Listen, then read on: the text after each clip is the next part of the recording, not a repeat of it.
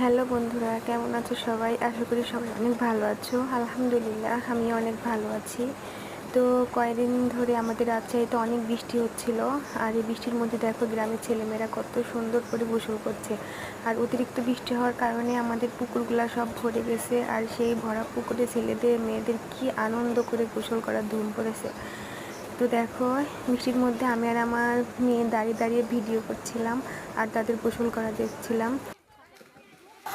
বৃষ্টির মধ্যে আমি আর আমার মেয়ে দাঁড়িয়ে দাঁড়িয়ে ভিডিও করছিলাম আর দেখছিলাম। আর এদিকে মেয়েগুলা দাঁড়িয়ে আছে, ছেলেগুলা গোসল শেষ করে উঠলে মেয়েগুলা নামবে।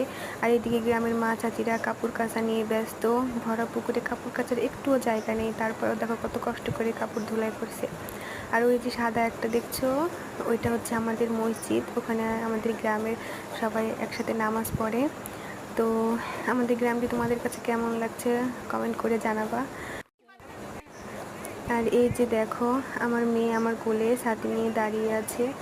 সে অনেক খুশি এগুলা দেখে। সে যদিও একটু অসুস্থ ছিল, তার জ্বর সর্দি এগুলো ছিল। আর এদিকে দেখো বাচ্চারা কেমনভাবে লাফালাফি করছে। আমারও মন চাচ্ছিল যদি আমি একটু নামতে পারতাম, কিন্তু সেটারও হলো না।